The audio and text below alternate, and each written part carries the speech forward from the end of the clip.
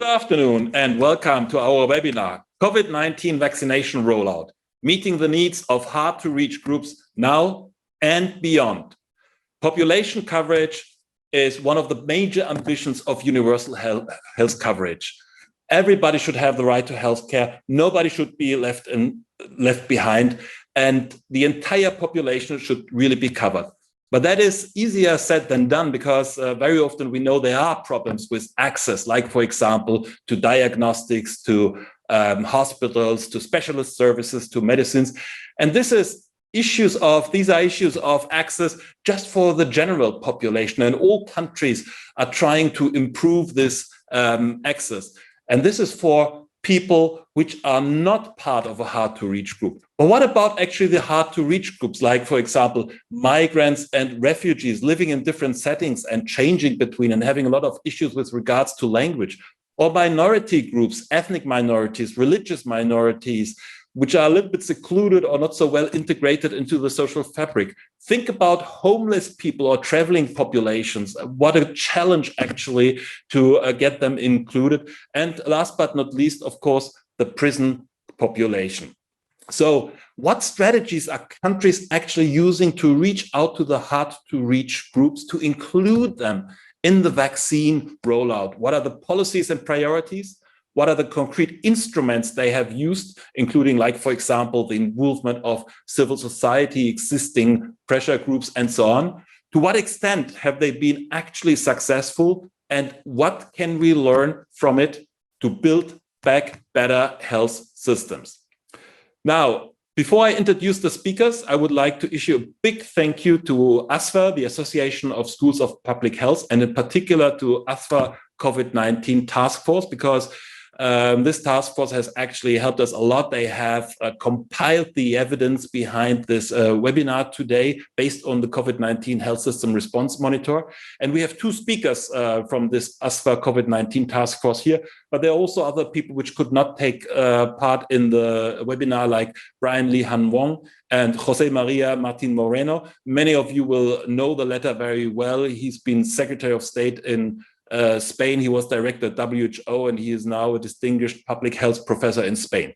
But we have here Ines Siepmann from the ASFA COVID-19 Task Force and the University of Sheffield, and we are very keen to see her presentation on the overall assessment of reaching out to hard-to-reach group. We have here Shelby Fisher from ASFA COVID-19 Task Force, École des Hautes Études en Santé Publique in France, and she will zoom into an example from Northern America. We have, hopefully, Andrei Baciu here. He's the Deputy Health Minister and Vice President of the National COVID-19 Vaccination Committee in Romania. And, you know, following the title, you can figure that he is a most wanted person in the country and has difficulties with the timing of the webinar, but we hope that he is joining for a couple of minutes to present on Romania. And we have Nancy Claxton from the Red Cross working in Irish prisons. And when she's not working for the Red Cross in Irish prisons, she's a consultant for countries and international agencies. She has written textbooks, training guidelines, and guidance for public health teams on the importance of community health and education. My name is Matthias Wismar. I'm a program manager with the European Observatory on Health Systems and Policies, and I will guide you today through the program. I'm here with my colleague, Erika Richardson. Erika will run the audience poll, and she will also very closely monitor the chat box. Please put all your questions through it. So Erika will later on present your questions and thoughts to the panel. Just on the housekeeping, a couple of things. We have a very tight time budget, which is really a challenge for all the speakers. And I hope we will not need to remind anybody on this. As I said, put your questions through the chat box, whether they are proper questions, comments, thoughts, all is welcome. And please also note that we are recording this video. It will be made available very soon on our YouTube internet channel. And last but not least, right after the webinar, you will receive an evaluation form. It would be of great help to us if you could bear and take the 3-4 minutes it takes to fill it in. Now, that's it that's all about it. And I now hand over to Erica. Erica, please launch the poll. Hello there. Thank you very much and welcome everybody. Really wonderful to see you all. First question, very simple question. This is a completely anonymous poll, so don't worry about it. But this is just, is the vaccination program progressing well in your country? Yes or no? But then also we'd be really interested to hear if there are any specific hard to reach groups that are a priority within your country. So might they be people who are homeless, specific ethnic groups, unregistered migrants, people in hourly paid employment, sex workers, incarcerated people, or none of the above, or maybe you don't know. So it'd be really interesting to get a handle on where you are at the moment in your countries and what groups are a priority so far. Thank you very much. I'll give the results of the poll after the overview. Thank you. Erica, thank you so much. And I give the floor to Ines. Ines, please give us a little bit of an overview what's happening in Europe with regards to the hard to reach groups and vaccination campaign. What I'm presenting to you today in this late morning, early afternoon, whichever time zone you are joining from, is the result of doing a policy analysis. And so I'm just talking about what people are saying in their policies in terms of strategies for reaching hard to reach groups. I'm not necessarily talking about what's happening on the ground in action. That's what we have those three amazing spotlight speakers for. So we've been hearing so much about vaccines. I'm hoping that a bunch of you are vaccinated. And what we've also been hearing about is the difficulty in reaching people, how we're trying to do that, what happens once you get those first stages of healthcare workers and the elderly vaccinated, who comes next? And so that's where we then wanted to ask, how are we reaching hard to reach populations? So I'll describe who these hard to reach groups are, what strategies we're using, and what the future implications are. And again, I want to highlight Brian and Jose, who couldn't be here today, and you'll be hearing from Shelby later. So who is hard to reach? One of our main issues here is that it's not actually a homogenous group. It'd be much easier if we had the group that's easy to reach, and then we had the group that's hard to reach, and we only had to have one solution for both groups. Unfortunately, that's not the case, and I want to make really clear that they aren't this one holistic category. But in general, we can say that hard to reach populations are those communities that are difficult to access with health and, of course, other services because of geographical or social or economic situations. And so in Europe, and also globally, typically that means we have examples like migrants and refugees. We have minority groups, whether ethnic or religious or other minoritized reasons. We have homeless and unhoused populations. We have traveling populations in Europe. Roma are specifically mentioned in several policies. And what we also know is that hard to reach populations have had disproportionately poor COVID-19 outcomes. And so we've heard that on multiple levels, they've both had disproportionately poor outcomes in terms of severe caseload, in terms of outcome of disease and increased death rates. And they've also had poor outcomes in terms of being reached with things other than vaccination. And so when we're looking at what we've done so far, how we've reached them pre-vaccination in the pandemic, so when we're still on those non-pharmaceutical interventions and a lot of educational information, we see that most European countries have acknowledged the importance of and difficulties associated with contacting and prioritizing hard to reach populations. So just about everyone recognizes they're disproportionately impacted. We need to do something about this. The variation on what they're actually doing has been pretty distinct. And so we've seen some initially targeted responses, especially at the beginning. So, you have examples like Denmark providing aid to pay for hotel rooms for unhoused individuals. You have Armenia and other countries allocating direct financial assistance. You have Spain, which had specific protocols saying, we recognize we need to spread prevention measures in a different way for hard to reach populations. You have countries like North Macedonia providing food supplies, and the list of these interventions goes on. But we're over a year in now, and responses have actually largely faded as the pandemic continues. And what's really come into play now is this conversation on vaccination. And so especially this past spring, there were so many discussions on what are the ethics of who we vaccinate first. There's pretty set agreement in Europe that we vaccinate healthcare workers first, and then elderly populations, then essential workers. And hard-to-reach populations have again been largely excluded from policymaking conversations and the following prioritization groups that have resulted from them. And so that's what we were specifically looking at here, is saying, how have we included them? And so let's take a look and say that actually, in fact, most countries have not explicitly included hard-to-reach groups in their policies. We have this map here of Europe that I'm going to walk you through. I know there's a lot on the screen. And so first of all, we can say all of those gray countries of the policies that we reviewed, and again, this is policies, not necessarily the actual actions, there was no policy or information available. So that's a big chunk of the countries. That's over half of them on that map. And then you have a few countries, these light blue ones like the United Kingdom, Sweden, Croatia on there, who are acknowledging that hard-to-reach groups have unique needs. So taking that first step of saying, we recognize this, we recognize we need to be doing something differently in some way. Then you have that next kind of eggshell blue, where you have countries like Ireland and Denmark who are saying, we're going to, in some way, provide hard-to-reach populations with specific pandemic assistance. And so those are some of the things that I mentioned on the first slide, whether it be financial assistance or material resource assistance, housing assistance, things like that. And then the next category, where we have a few more, we have countries like Austria, France, Latvia, Luxembourg, Romania, and Slovakia have specifically mentioned hard-to-reach populations in their priority groups.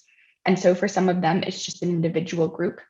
They might mention the homeless, they might mention the Roma, they might mention asylum seekers. But what's really interesting about these is that for most of them, they still remain relatively low on the vaccination priority list. And so typically just one phase above the general population when we're talking about where we're kind of ranking levels of priority in terms of vaccination. And inclusion on the list does not equate to countries having effective strategies necessarily to reach these populations or inform them about the vaccines or provide access to vaccination itself. So for example, like while Austria's vaccination strategy prioritizes homeless and asylum seekers, in order to be eligible for vaccination, individuals have to be in an official government residence. So that's really limiting the scope of your strategy when you're looking at homeless and asylum seekers. Or it's not kind of in the same vein, France mentions deprived populations as being a vaccine priority, but that's a very open-ended statement. And that makes it really difficult, again, in reaching them, acknowledging that these deprived populations are not homogenous, have different needs. And so we need to be really specific here. And that brings us to our last category, where we have specific vaccination strategies for hard-to-reach populations mentioned in policy. And there we just have Belgium and Bulgaria. And so I will go into a bit more detail on that, because I think we have a really fantastic example in specific and targeted approaches coming from Belgium. And so Belgium has a really detailed strategy. They include providing vaccine-specific information in 38 different languages, and also then disseminating that using multiple mediums. And so saying, we're not just distributing this via the official government website. I'm sure you all have spent a lot of time on those government websites trying to figure out what I need to do to go here or do this. And they're also using social media. They're also using print documents and trying to find these ways to make it more accessible. Then they also want to collaborate with pre-existing organizations. That's something that you're going to hear a lot more about from our spotlight panelists, how crucial that is. They have mobile vaccination clinics that are intended for minimizing geographic and socioeconomic barriers. They also, and I think this is particularly interesting to me, have acknowledged the need to respond to vaccine hesitancy and the concerns that might be specific to hard-to-reach populations. And so this is something that we've seen a lot, is saying, oh, well, we're not reaching these people because they're vaccine hesitant. And certainly vaccine hesitancy is something that we need to be addressing. And there's a big conversation about that, but it needs to be really balanced, which I think the strategy does, with saying there also needs to be access. And so that's a really good juxtaposition to say, yes, let's talk about this. Let's recognize that you might have concerns because of your history within the medical system. And then let's talk about how we can assure you get the information and access to it. They also specifically address how they're going to reach homeless in shelters and outdoors, which is something that Bulgaria, which was that other country that has specific hard to reach policy strategies, has addressed as well, with designated mobile clinic capacity specifically for hard to reach and remote settlements. And so all in all, this is something that I think is a great specific and targeted approach. That being said, we run into this same question of, I'm looking just at policy. And when we're looking just at policy, we can kind of have things skew either way. So it could actually be that this is happening on the ground and it's amazing. And a lot of that research isn't coming out yet. So that's something that we'll be hearing about in the months to come. There's also the alternative that there are policies or things that aren't written in the policy and countries that are doing these things but haven't specifically stated it. And so we're not seeing those examples, which again is an issue, especially as we're trying to share knowledge, figure out who we are and aren't reaching and going beyond that.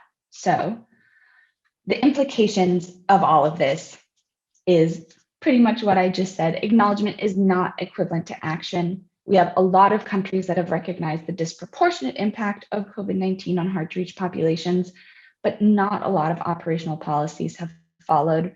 As of when we ran through all these policies in late April, we pretty much had 2 countries that specifically say hard to reach populations are impacted, therefore they should be prioritized for vaccination. This is how we're going to do it. And so taking all 3 of those steps as opposed to stopping somewhere along the way.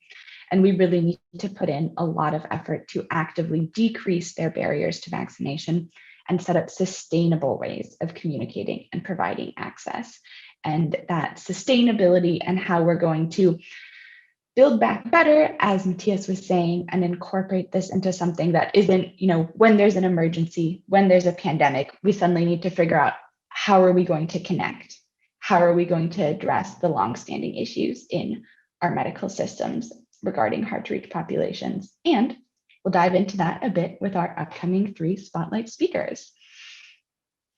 Ines, thank you so much for this excellent presentation and for framing the issue, but also giving us a bit of an overview what is happening at the moment in Europe, or what at least are the intentions and policies. And also thank you so much for being so explicit that while there are good extensions, the evaluation is still due, and we need to see whether the policies have really made a difference in the actions and activities and the outcomes.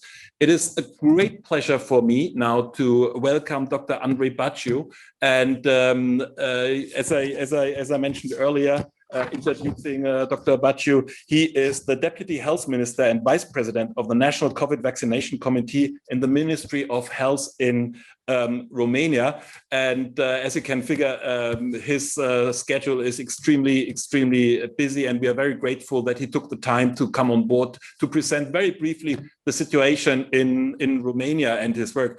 Dr. Baciu, the floor is all yours, 5-6 minutes, and we are very grateful. Thank you so much for the kind invitation. Yes, I was very honored to receive this message from Dr. Ungureanu. Unfortunately, he could not attend today's meeting, but it's a true pleasure for me to be able to be a part of this extremely important and sensitive discussion. So I was paying attention to the previous presentation, and indeed, well, we have to start from the right beginning, and we have to always remember that nobody's safe until everybody's safe. So from this point of view, there are specific populations that are very hard and to reach, and is not something really specific to this vaccination COVID in a way, but in other way, there are populations in Romania and other places in Europe where medical access is decreased. So we have to take into consideration as well the pre-existing conditions. But as a Romanian study case, I can tell you that, of course, half of the Romanian population live in the rural area, and there are some populations that have a very difficult to healthcare, medical assistance to healthcare services. And what I can tell you that it's something that is not started today or with this pandemic, but it has started. It is something that was going on before this health crisis appeared. So this is something that is causing the increase in delay, in the increase in difficulty in accessing this specific population. Here in Romania, we've designed a couple of ideas and approaches to address the situation. So the main mechanism in place is to go towards people with vaccination. So we've developed mobile teams and mobile vaccination centers that are moving from one village to another, from door to door, let's say, to provide vaccination services for everybody that's concerned. So that's just providing immediate access to healthcare services, to vaccination. In this case, this is the best way to do it. Of course, it's very difficult to do it since you have such a important population percentage living in this kind of restricted access situation. So from that point of view, we have to develop a lot of things. So, and it will take a while until we manage to get to everybody in this situation. Communication is very important. So we've developed as well a couple of mechanisms to identify, first of all, local stakeholders, local key opinion leaders, and to involve them actively in our communication campaign, in our vaccination campaign. In those places where you cannot deliver medical assistance, vaccination teams, with the help of local authorities, we've designed transportation ways for the people there to be just to provide them a transportation facility towards a nearby vaccination center. So of course you can deploy different kind of mechanisms, but what is extremely important is to speak with their own local authorities. Most of these communities have a limited access to medical facilities, to medical services in general, not only towards vaccination, but in general. So from that point of view, it's of extreme importance to be able to find tailor-made approaches, specific approaches that will guarantee you that your message reaches out to to the population targeted. So this is in general a couple of ideas that we are deploying here.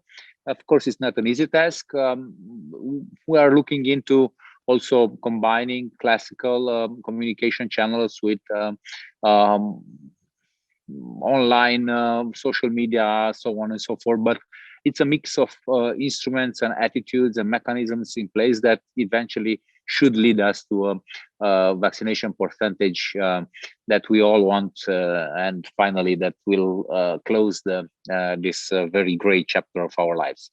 If there are any questions, I'm more than happy to get into details. Otherwise, this is something specific to Romania. Half of its population is living in the rural area.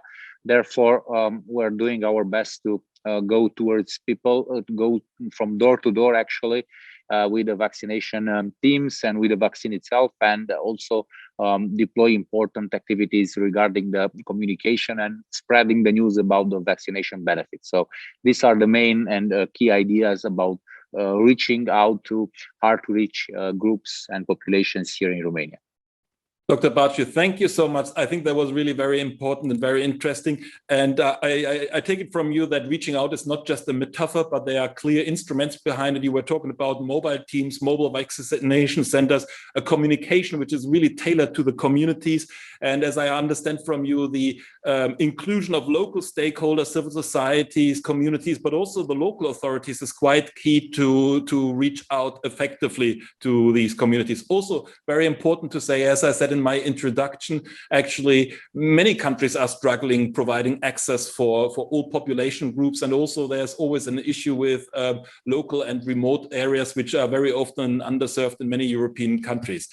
Dr. Bacci, thank you so much. I guess there will be a lot of questions coming through the chat box. We will try to answer them later on your behalf. And thank you very much for taking the time contributing. Thank you so much for your kind invitation, and looking forward to be able to physically meet on the next event. Thank you so much once again. Take care. Bye. Thank you. Bye-bye. Okay. We're going to move on in the program with the next spotlight speaker, and we will have the results of the poll right after the spotlight speakers. So then the next example will be presented by Shelby Fisher, and it will be a spotlight on North Carolina in the US. Shelby, the floor is all yours. Hi, my name is Shelby Fisher. I will be talking today about how we can innovate our COVID-19 vaccination strategies to better target migrant populations. I'm doing this research on these strategies with the AGSP in collaboration with the Netherlands Red Cross to improve their emergency and COVID-19 programs.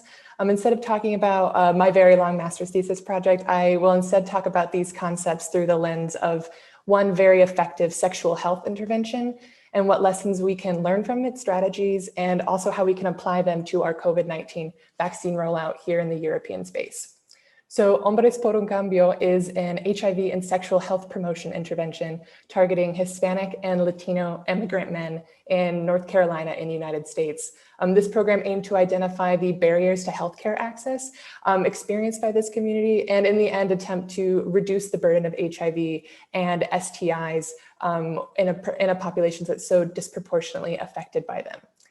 So how did they do this? They did this through a method called a community level approach. This means they had community members identify the issues and strategies best fit for themselves.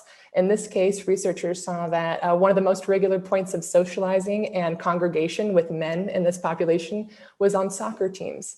So they then asked community members on these soccer teams what issues and strategies were most relevant for them, and found that the cultural and linguistic barriers, as well as just a regular lack of knowledge about the health system, were the largest issues when attempting to access this HIV and infection care. This meant that experiences of discrimination from medical providers, a lack of access to medical services conducted in their native language, and just a general lack of knowledge of where they were eligible to get care and how they should get care were their main barriers to accessing preventative and curative services.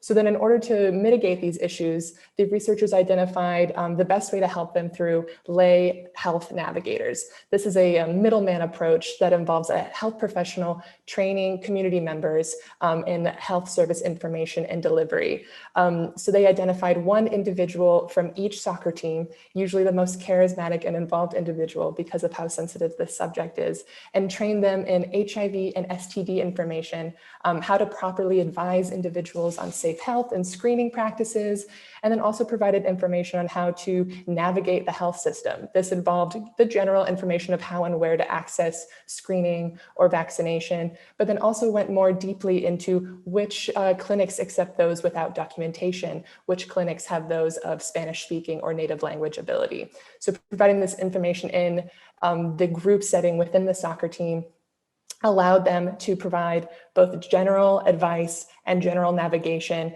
but also more one-on-one and tailored help to those who needed help navigating this system that was not their home country's system. So what happened with this intervention? It was wildly successful. It increased all forms of health-seeking behavior for preventative care, for curative care, for screening and vaccination. But most importantly, the impact went far beyond the soccer teams and an increase in their health. It also went into the social networks for these lay health navigators and their coworkers. And it was actually so successful and so well liked by this community and these soccer teams that it was adapted for other populations like transgender women, and has the potential, in my opinion, to be an incredible force for good for COVID-19 vaccination policy. So how can we implement this to improve our vaccination policy? We really need to broaden our ideas about how to access migrant populations and ethnically diverse populations in general, because our current tactics are not effective. We can begin to do this by tapping into the social power of these community groups and using them as sources of information regarding what the needs for vaccination rollout are. And we can do this with lay health educators because they have the cultural and linguistic knowledge already to deliver the most tailored information about health system navigation for these vulnerable migrant communities, both who are undocumented, but also who are ethnic minorities in European countries. So I hope that we can find a way to integrate these forms of lay health navigation into our COVID-19 vaccination rollout. Thank you. Shelby, thank you so much for this very interesting example. And I think it echoes quite a lot what Dr. Bauchi was already saying, you know, that the way to do it is actually working with local stakeholders, with civil society, with community, and you need to speak their languages and adopt your messages to their languages. And also what Dr. Bauchi says, that you need to work with already existing organizations and civil society initiatives. Thank you so much. And we are right away moving to our next speaker, Nancy from Ireland. Nancy will speak about the prison population. Nancy, please. Good afternoon to everybody. My name is Nancy Claxton. I am working with the Irish Red Cross and the Irish Prison Service. And we have a community-based health program here. And I just want to give you a little overview about the program and how we're using it to respond to COVID. So the community-based health in detention, it got its start in 2009 when a prison here called Wheatfield Prison was having a spate of prisoner-on-prisoner violence. So they asked if the Red Cross had a program that could possibly respond to this, and we brought in a community-based health and first aid program that we actually use in development settings. So we used it in schools, as well as disaster response, et cetera. We tailored it to the population of detainees. And essentially what the program did is we took people from the prison and trained them on how to be Red Cross volunteers. So they became a Red Cross volunteer. They took on the persona of a Red Cross volunteer, as well as all the principles that make up what a Red Cross volunteer is. So there are the principles on the sheet. And the men who went through this program took these principles very seriously. We taught them peer education strategies as well as health promotion strategies. So we built their health literacy, we built their peer education approach, and we basically in 3 months saw the prisoner-on-prisoner violence rate drop by 96%. That's when the team realized we were onto something. Since 2009, we've expanded the program to all the prisons across Ireland, including female populations. And it is now an integral part of the Irish Prison Service program. So when COVID hit this year, most other programs shut down, but this was seen as an integral piece to ensure that the health of prisoners was maintained. Oops, sorry about that. So partnership, we've learned, is key. So it's not the Red Cross going in and doing a program. We actually have worked with prison officials, including guards, governors or wardens, nurses, psychologists. And what we do is we tell them that they are the secret to the success of this program, and they are. I have been on webinars with a governor from one of the prisons, and she introduces herself as an Irish Red Cross volunteer before she says that she's the governor of a prison. So the intrinsic motivation of the staff in the Irish prison system is probably one of the most secret ingredients that we have, because what they have seen is that this program empowers the inmate volunteers to actually take charge of their health, to create a safer and more appropriate environment for detainees. And so the people working in the prison sees that it makes for a healthier population, but also it makes their job a bit easier. So it is an integral part of the puzzle, quite honestly. So the peer-led approach to community-based health is just that. We are telling the volunteers that become Red Cross volunteers. Not everybody is. So we have about 25 people that are trained at a time to become a new set of Red Cross volunteers. We train them on the 7 principles, we train them on first aid, but most importantly, we build their health literacy. So we teach them what causes disease. We teach them what are preventative measures. We teach them how to go into a cell and to talk appropriately with somebody, provide mental health and psychosocial support, as well as some health promotion guidance. And this approach has worked very well. In the COVID pandemic, we saw a number of lockdowns. We're actually still in one stage of lockdown here in Ireland. We've been in lockdown, of course, since March, different stages. But the prisons have not had much leeway in terms of coming out of some of the restrictions. So they haven't had access to their teachers. They haven't had access to as many supports as they normally would, because they've been trying to keep the prisons closed from bringing disease in. Ireland is the country in the world that had the longest run of no COVID in any of their prison facilities up until October of this year. So we went a long time without any kind of COVID transmission. And I think that's because, and I know it's because we were able to keep the prisons closed environments, but also that the prisoner volunteers in the prisons are promoting the messages. So we gave them the tools for what the prevention messages are. We gave them the tools to show that when visitors are not allowed in from outside, and how washing your hands and how using social distancing, how that actually keeps the disease from transmitting. Many prisoners, their biggest fears are communicable diseases because they don't want to be sick in prison.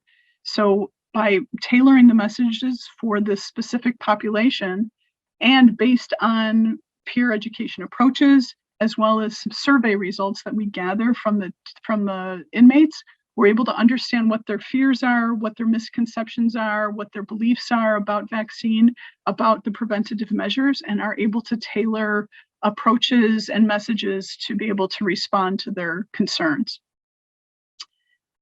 So in terms of vaccine uptake, we have found that about 78% of the inmate population is very receptive to receiving the COVID inoculation, which is terrific. So some of the issues that they've raised in terms of why they wouldn't want it are some of the same issues that we've heard around the world in terms of it's been developed too quickly, they don't feel it's safe, they're in terms of the side effects. And so we've been able to provide the prisoner volunteers with the information to be able to address that misinformation so that we can bring down that level of vaccine hesitancy, so we can bring more people towards vaccine acceptance. So I know that was quick, but I only had 5 minutes, but we have CVH. Yeah, that's good. We have quick but very effective, Nancy. Thank you so much. And one of the lessons I'm taking from you is when we talk about resilient health systems, and of course, this is part of the resilience here, is then we need to build back better, and we need to build early, actually, because the vaccine campaign, and as I understand from your presentation, very successful in prisons, actually, builds on existing, very well-established work with prison community. Great, thanks a lot, Nancy. And now I would like to ask my colleague, Erica. Erica, can you present the results of the poll before we go into the panel discussion? Absolutely, yes. So here are the results. And I'm very glad to say that the vaccine program is progressing well in most of the people's countries. So that's actually really lovely to hear. But the particular priority groups would seem to be people who are homeless and unregistered migrants, with sort of like specific ethnic groups behind that. Okay, but also it has to be said, none of the above or don't know also scored quite highly, but then that makes sense given that we're all here to learn more about it. So thank you very much. Okay. Would you like me to launch straight into some of the questions? Yes, please, Erica. Fill us in what you have received from the chat box. Okay. So there was a question which was directed at Shelby, but actually I think it also came up in Nancy's presentation, and I think Ines might be able to speak to it as well. And it's about the horribly slippery concept of empowerment. And what do we really mean by empowerment? And I think that is something, because it's so important and central to the work that's been going on, I think that's something that we really do need to look at. But then also one of the underlying messages in this seems to be that maybe reaching these hard to reach groups is a job that's best left to civil society organisations, particularly with regard to things around trust and vaccine hesitancy. But what do we do in countries where civil society is less developed or weaker, either by accident or design? Are there things that government agencies can still do effectively? And when it comes to tailor-made approaches, how niche do we have to go? How finely detailed do we have to go in our responses?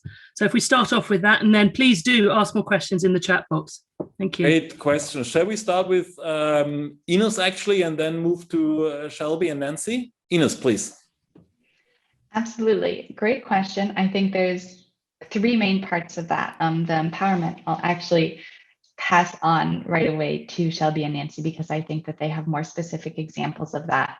But I think what we really hear is this discussion on the assumption that we have so many things coming as a top-down approach. And we're recognizing that the top-down approach isn't always that successful because who you have making these decisions aren't necessarily stakeholders from your hard-to-reach populations. So, I right now am doing a review on all of the different ethical frameworks that we use to set our vaccination priorities.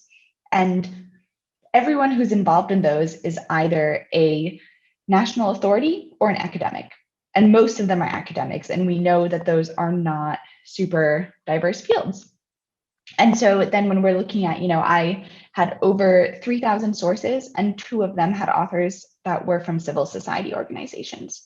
And I think that that is a huge gap that we're seeing there. So I think the answer is we need better collaboration. We also need to understand that a lot of our governments aren't providing social services in general that are effective. And so that collaboration needs to be holistic and getting rid of some of those really strong silos. So a big part of this conversation has been the silos of public health and our healthcare and government systems where we have, I deal with this, you deal with that, we're completely separate. And really building up those networks, because then I think we'll find opportunities for transferability. And I think that's what, yes. That's a great point, because I think it's really a governance point, and it's also something to take away for the future, that we need to have better linkages between civil society and governance, better ways of working together. Having said this, and we are covering the whole WHO European region with its 53 countries. So attitudes towards civil society vary greatly across the whole region, and we have now examples from countries where civil society is strong and is viewed as something in general positive. But I think we need to work on this, and we make clear the vital contribution of civil society on this. Shelby, can I move to you? Absolutely. Ines and I worked on the brief that kind of inspired this talk today together. And what we found was that there was great language. People were using incredible words to describe empowerment or having people have agency over their choices regarding vaccines. But what I'm finding also in my research is that there is an insufficiency in providing resources. We have seen, as in the poll, most European countries have undocumented migrants on their list of priority individuals, but we aren't reaching them with vaccines. And what we're finding is that we need to find ways, like with Glenn's question about empowerment, which is a very nebulous word that I think has kind of been misconstrued and underdefined, is making sure that these communities know what resources they're eligible for, and knowing that we might not be the right delivery systems for that information, that these kind of lay health educator and navigator programs that Nancy talked about and that I'm talking about are sometimes the greatest delivery systems for those information. Because the question about what is too niche is a great question, but we almost don't have to understand what's too niche when we use these lay healthy educators, because they can use their own identities to tailor their information. So we don't have to make those choices about which ethnicities to focus on, which genders to focus on. We can have the lay educators make those decisions for themselves. That's great. And I think one of the things I would like to underline here again is, and now I've forgotten it actually, but I have a second question for you.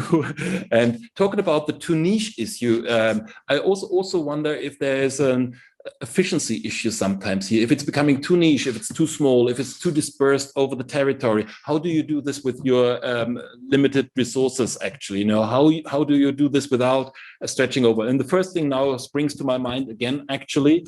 You are telling us we should be suspicious or at least cautious of wonderful rhetoric, and we should be very cautious of wonderful policies unless they are kind of corroborated by real activity, like, for example, mobile teams, mobile vaccination clinics, and clear collaboration with civil society and community. That's what you say, isn't it, Shelby?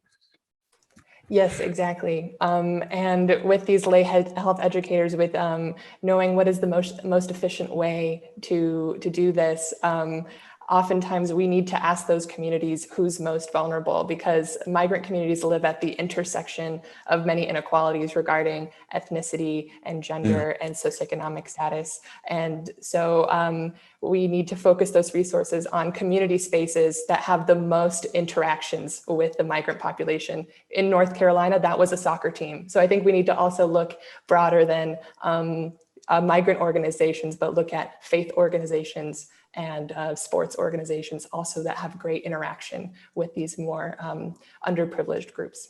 Thanks, Shelby. Nancy, please. Yeah, so one thing I think is important to note is that we didn't start this program during the crisis. So we already had the foundation before the crisis occurred.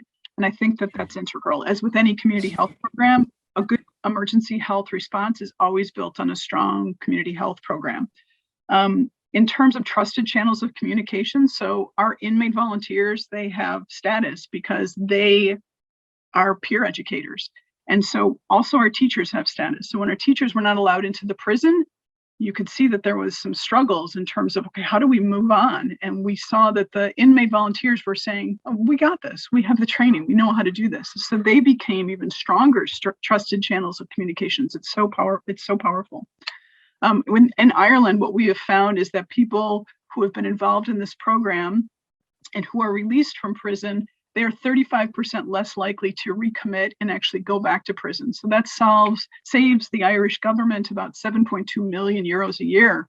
And so while that sounds good from a financial standpoint, it also means it's a healthier and a safer Ireland, because when those people come out of prison, they are now health educators. So we actually have some people who were part of the prison population released and are now a part of the program, and they have such impact when they go into the prison. So in terms of niche, I think we're very niche, but I think that that's okay. People will come to Ireland to learn. So we have a training center in one of our prisons, and so we have 42 different national societies from across the Red Cross movement, and they come with their government counterparts because it doesn't work unless you have government buy-in. And they come, and inmate volunteers will actually teach some of the sessions and show how it can be done. So we've had countries from very low resource environments come, and they've been able to kind of put together a program that makes sense for their situation. Nancy, thanks a lot. Could you clarify on two questions? I mean, you have been very explicit about the success, but also the savings, coming from this program, and that's all great. But at the same time, somebody needs to pay for this, and the Red Cross is delivering here. And I can figure that it's quite resource intensive, in particular if you do this over a long period of time under difficult circumstances. So is there some sort of estimate, how expensive this is in your country? And the second part of the question would be, as you are training people, and as you're also working as a consultant for WHO and other organizations, you're probably aware of the situation in other countries, and there's, I assume, quite some diversity, isn't it? Yeah, and so in terms of your first question, it costs about 250,000 euros a year to run the program. It's a very small budget. We have a very small number of full-time staff and part-time staff. And quite honestly, the success of the program, as I mentioned before, relies on the fact that prison guards, teachers, psychologists, nurses, and wardens are paid a certain amount of money by the prison service, but then they volunteer their time to make this program work. So now we've bought into intrinsic motivation of people working in the prison system. And so now they are motivated to do the program, and they are not motivated by finance. They are motivated by making it a safer workplace for themselves. That's great. Sorry. Yeah. Second one was about the experience with the situation in other countries. Yeah, so we've taken this model and we've trained other countries. So within Europe itself, it's Belgium, France, Italy, Belarus, Norway, Finland, UK, and Portugal. And every program looks different because, of course, every country's prison program is different. When we first came, everyone said, oh, the Irish culture is unique, so it wouldn't work anywhere else, but it does work. So the Norway program looks very different from the Portugal program, then looks very different from the Belarus program. But we, like I said, train the prison staff, as well as the Red Cross working together, because that's the magic formula right there. So even though you need to adapt it to specific circumstances and values in a country, there are lots of lessons to learn from your experience, and some of it is actually transferable. Erika, I think we have time for a second round of questions before we wrap up. Okay, just a couple of, I suppose, quite quick questions.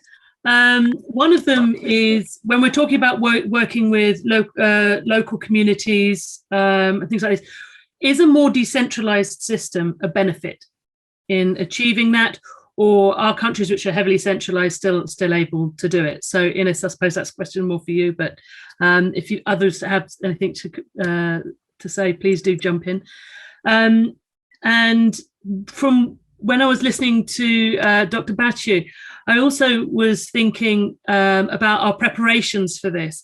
And when we were thinking about hard to reach groups, we were thinking very much of sort of minority groups or minoritized groups. And our remote and rural populations actually a neglected hard to reach group in all of this.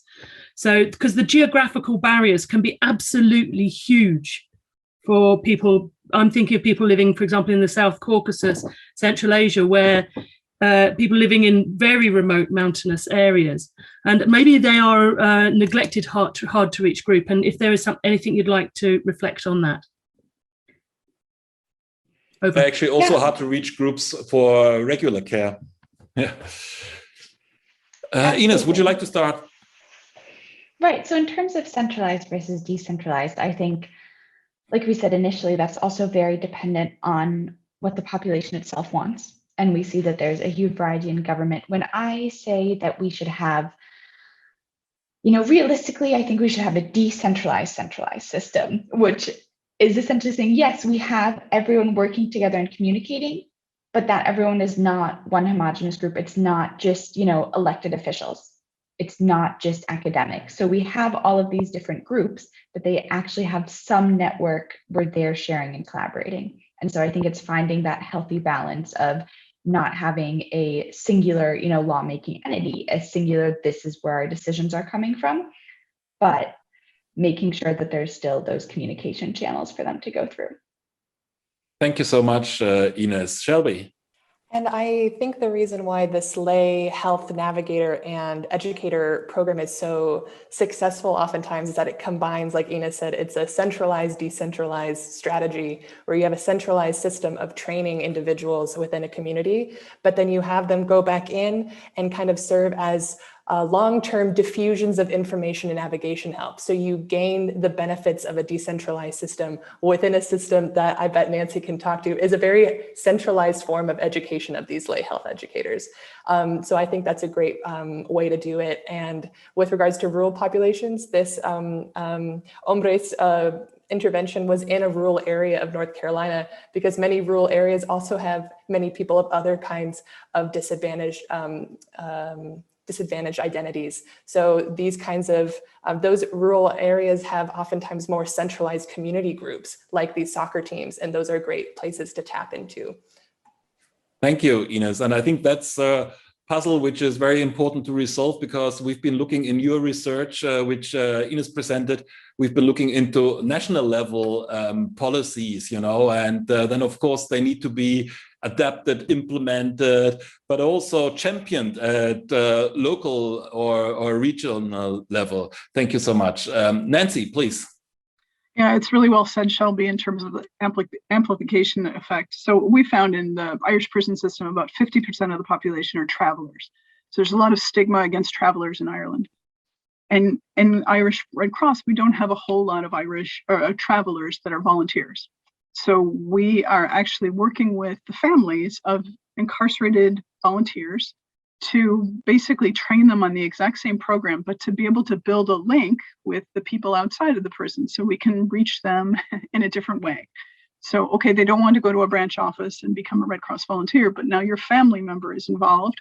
And so let's teach you a little bit about what they're learning so that when they're released from prison, now they have a soft place to land.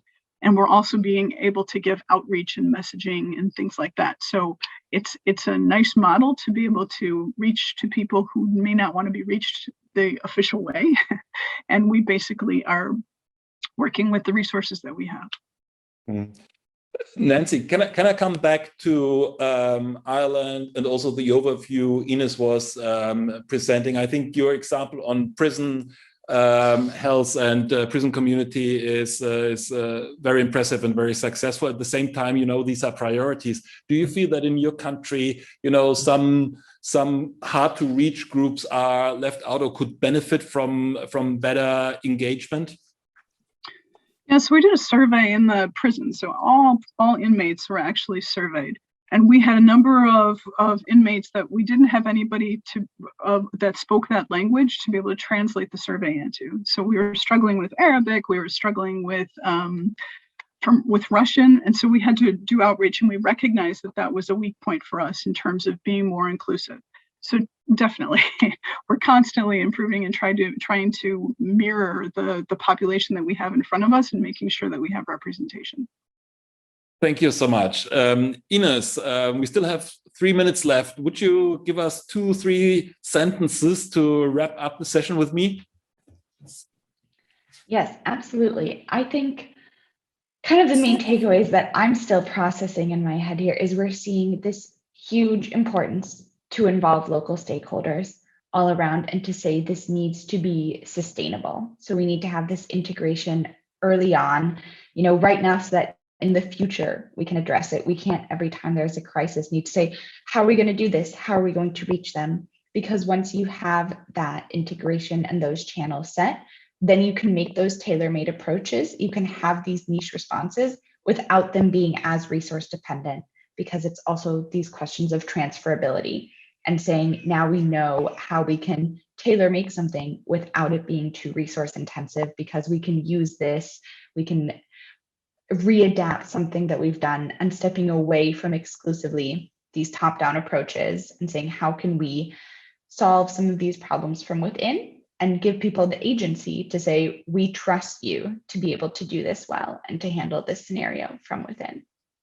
So I think thank you so much, Ines. A lot to work on. I think from this research, and especially from the practice, of course, there's a lot to learn for proper universal health coverage and for really providing access to the entire population. And as I said in my introduction, of course, it's the hard to reach group, but in reality, we also have access problems with the general population, which may live in locations which are underserved. So that I take from this session today, and also that when we talk about resilience, I think that engagement with civil society, with communities, is really of utmost importance. And that is also to some extent actually a governance task. So thank you very much. Thank you very much for not only being here today as presenters, but also as part of the ASFA team, you, Shelby, and Ines, providing the research and the background for this webinar. Thanks a lot to all the speakers, and we hope to see you back next week. Bye-bye.